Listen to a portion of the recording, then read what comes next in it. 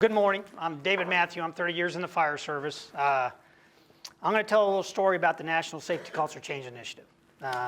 It's November of 2013, and I get a chance, hey, are you interested in developing curriculum for a research report that the International Association of Fire Chiefs and the United States Fire Administration put out. In fact, they put a bunch of folks in the room listed on this slide of the movers and shakers in the fire service. They did research to find out exactly, number one, what is culture and how you change culture, and specifically when it relates to the fire service. So there's a few of us in the room. We get there and they give me gold. They put me in a room with a bunch of whiteboards. I'm an instructor from way back. And they say, we don't know where this is going, but you're going to read this research paper and come up with a curriculum that we can give out to the fire service. So I'm an academic guy when it comes to instructional methodology. Thanks to the National Fire Academy, I took a course called Instructional Methodology when they still had it on campus. And of course, I'm going to go after what are the objectives? How are we going to build the course? Well, first we have to define what terms mean. So this gets us to what safe means to you. I ask you what safe is. Well, cause no harm. What do you mean by the fire service being safe? So if we want safety culture, what does culture mean? A set of norms and beliefs and values. So you can see how much when we get to a whiteboard, we start coming up with all these different things that come into safety culture. But the folks in the room, specifically a guy named Rod Clemens, who's with the near-miss program, started going through all the near-miss reports to say what does cause firefighters to get injured and hurt and killed. And we went through each one of those and tied those two new incidents. This is the patch we came up with, the patch that every personnel needs to own. As you can take a look, risk-based response. That procedure response can get us in trouble. The fact is we need to do risk-based response where decisions are made based upon the facts, the science, and the circumstances of your incident. Situational awareness, what does that mean? There's lots of stuff out there on situational awareness, but it's your ability to match what you think is going on to the reality of what's going on. Decision making, obviously on a scene, those decisions that are going to be made, that recognition prime decision-making model that's been in the fire service for a long time versus the classical decision-making, when you make decisions based upon a slide tray. If you take a look at those top three, that's what an individual gets hurt out of the scene. Those bottom three on this patch are what we have to focus on prior to the scene. Do we have a culture of continuous learning? Why? Madrosky stuff, the stuff from NIST coming out, so we're doing a flow pass and dealing with fire. You got to look what's new. The stuff we used to be true is the science backing that up. If you take about this thing about experience-based training, how does somebody have, with today's firefighters that are hiring on, how do they get the experience that we had from 20 or 30 years ago when there were more structure fires?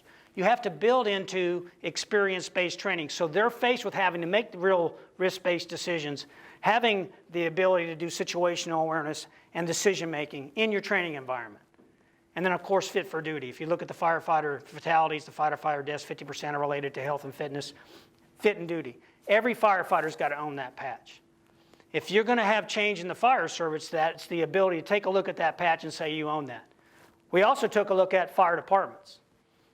And if you take a look at any fire department when we talk about safety, we looked at leadership being the foundation to that. The first pillar on the left-hand side, you start with engagement. You start saying expectations, what we mean by being safe. Defining for this department as safe as realistically achievable. We hate acronyms in the fire service. Everybody I've talked to says get rid of it. But for Dave's instructional methodology turf, I say, hey, what's your ASERA model? As safe as realistically achievable.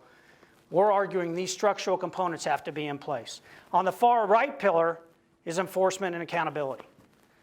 You can engage and set expectations, but if you never set enforcement and accountability, the research is showing you're not going to get where you need to go. But look at those middle pillars. Even though they may not be as critical as those two outside pillars, the fact is you've got to have a health and safety program. And I'm going to argue from a personal standpoint, it doesn't have to meet all the NFPA standards for health and safety programs, but you have to have your employees engaged and you try to meet all the components. In other words, if you're just not doing physicals, well, we can't do a health and safety program, that's not what the health and safety program is about. It's not about getting just physical for your firefighters. All the way when you talk about having this ability to do training and evaluation, that's where your experience-based training has to come into play. If you don't train and then evaluate, take a look at what you're currently doing and evaluate, you're not going to change your culture. And I'm going to tell you, the walk rang amongst the group. The fact is we have a lot of talking about safety, but do you walk the walk? Do you actually do it?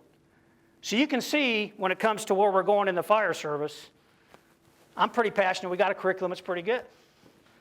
So this is September 2014 FRI. We've delivered this at FRI and getting together with Rob, and I'm saying, okay, take the near risk reports, and we're starting to say, how are we going to get folks in the fire service to listen to us? Well, you got all kinds of options, but we need to have an evaluation tool. So we started looking at this and evaluating incidents. Kyle's incident. We've had a lot of different incidents that we evaluated. Well, I decided to evaluate Brian Johnson's incident. Brian was on my crew. So I got to tell a little story so you kind of know how I'm wired as a firefighter. So 640 square miles, 9 stations, Sedgwick County Fire Department in Kansas. My first 27 years in the fire service were there. So I get a chance to go to the National Fire Academy kind of early. I show up and there's a guy named Cliff Reed there. Now, if you've ever heard of Captain Reed from the Houston Fire Department, he developed what we call the Reed Hood. He was one passionate dude about firefighting. I got to know Cliff, actually made a structure fire in outside of Emmitsburg with him as we were out there for 2 weeks. That's how lucky we were. And I'm listening to the passion he has for fire, and I get the bug. And for those in the fire service know what I'm talking about, I had the bug. Not that you have to say it that way, but I can tell you I was so passionate that I need to be a better firefighter. I came back, went to a smoke diver class. I don't know if you folks are familiar with the Georgia smoke diver. I went to Mississippi State Fire Academy smoke diver, twice as tough as Georgia. That's just my opinion. But I left that, and I'm going to tell you, there's parts of that class that I still don't remember, but I'm going to tell you it taught me humbly my limitations. But passionate about the fire service, passionate about being a good firefighter, knowing what my equipment would do. I'm going to challenge, I bet there's nobody in the fire service that's been like me. I had 18 years at the same station, the same house. I was able to promote from lieutenant to captain. From firefighter, lieutenant, and captain, I was at the same house. I was, because of special ops, allowed to choose my crew members. In other words, I'm going to tell you every rookie academy, I was talking to them, and we may have a guy going to get promoted up. So you can see the culture I had built within my fire department. I was an aggressive firefighter. We're at the busiest house we have for structure fires. 640 square miles, we got what we call a hot truck. So as a lieutenant, I was on that hot truck. And so, once again, I got to face my own demons. Because I was an aggressive firefighter. I was passionate about it. I wanted to be first due. We have a structure fire come in. It's in the other district. I know it's 1 mile outside of my district. What do you think I'm doing? In less than 30 seconds, we're in that truck and I'm moving. We run a 2-man squad for that hot truck. So I'm in there. What do you think I'm doing en route? I'm putting my gear on. Fact is, we had Scott air packs. I had my hood going on here. As we pull up to that cross intersection, going extremely fast, the only reason I'm here today is because Carl Warren noticed that there's a sheriff's officer coming, and he was able to swerve and miss him. I beat the first due company in. I'm sitting there with my air pack on as that first engine's pulling up there. We're pulling the hose line off. This is 4 o'clock in the afternoon, 1,200 square foot ranch-style home, almost fully involved. In the front door, hit on our knees, putting the fire out. My knees start to stick to the carpet. Stand up. Got up, put all the fire out, went up to the top, put the fire out up top. Came back out, high-fiving my other partners. We're all talking. Safety officer comes up to me and said, "Dave, that's the best stop I've ever seen." What did they do with that house? They tore it down. They didn't tear it down the next day. They tore it down the next week. I didn't get it. By the time I'm a captain, I am about a lot of the things that are on that patch. You'll find that out about, why these develop. I am about training. We train hard. And that's where Brian comes into play. They assigned Bubba to my station. Now, I'm a basketball player, I'd like to think. Don't you look like I'm a basketball player? In fact, being 30 was one of the hardest things in my life because I realized I wasn't going to be an NBA player. All my chances were now gone because I was 30. But 2 tore knees, tore rotator cuff. I'm always injured. The guys would say, "What's wrong with you now?" Well, this is one of those times when the chief decided, Dave's off on shoulder surgery. Let's assign Brian to his crew because Brian was out of shape. Wicked smart. I went through Rick class of founding. I met him. Wicked smart. But I'm going to tell you, he was overweight. There's no way they'd ever put Brian on my crew. I heard they put Brian on my crew. What do you think I said? Okay. I can have Brian on my crew, but they're not going to use his nickname. You know what his nickname was? Mini-Me. I ain't having a mini-me on my crew. I don't care. When I come back off my injury leave, Kip, I want to make sure, we're going to work with Brian, but I want to make sure you name him. So we named him Bubba. Kip named him Bubba, and it stuck. So my story has to be about this guy. So he comes to our crew, he says, Dave, I'm just not a worker out guy. I don't work out. I said, Brian, I don't care how much weight you got on as long as you can do your job. Put the gear on, do your job. We do an air pack drill every Friday. As long as you can do the air pack drill, I don't care what you look like. What do you find out? Okay, I can do the air pack drill. He's giggling because he can do the air pack drill, not quite as good as fast as his old captain, but he can do it, and that's my criteria.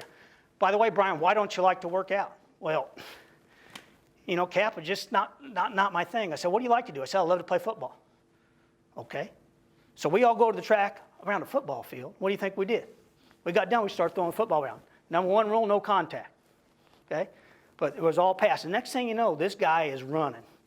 He's running around everybody. He got the whole crew. In fact, we became famous when I take the shift exchanger stuff. The folks that would come on our shift, they'd have to go play football.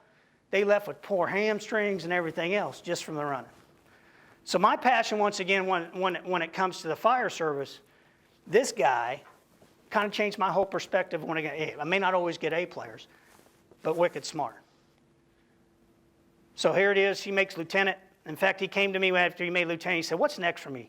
You know, you've kind of moved on. You know how it happens in fire departments. And I said, okay, Brian, here's what, the EFO program. He's a lieutenant, gets accepted to the EFO program in September of 2007. September 24th of 2007, Brian gets called to a grass fire. Nothing big, we're talking a grass fire. So, en route, dispatch says, hey, by the way, their truck has hit a pole. Electric line has hit the grass, started the grass on fire. Brian never responds back with that information. I'm working a trade shift at Station 38. I didn't even listen to the call. It's a grass fire. Brian's on, it's no big deal. I know he's going to be aggressive. I trained him to be aggressive. What are you going to do? He's going to go to the head of that fire, he's going to knock it down, then he's going to work himself back and put it out. In fact, he canceled on the incoming equipment, told the tender to come on in because he's going to need some water. But he could handle it. And all of a sudden, you know, you start to hear, hey, you need to go fill, there's been an accident. Well, what Brian had happened is he put the fire out. It never clicked in his head what started the fire. He's backing up with a hose line overhauling, and an electric line catches him on the shoulder and kills him in seconds. So my passion, once again, about, hey, I can do stuff a certain way. What I believed yesterday was true. What do I believe today? The fact is that you can be as safe as realistically achievable by going to your folks and not, you know, the procedural response was a lot of what Brian was geared for. But how many times in my career did I actually get with Brian and say, you got to really be careful? You know, the importance of radio traffic. If you look at our near-miss reports and everything else, we do a good job. You look at Brian's death and what we learned from it, a lot of the stuff that we had learned in near-miss reports we say don't do, we did.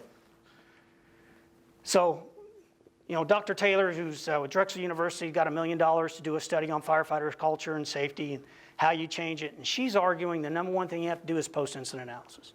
You have to look at your incidents and then apply it.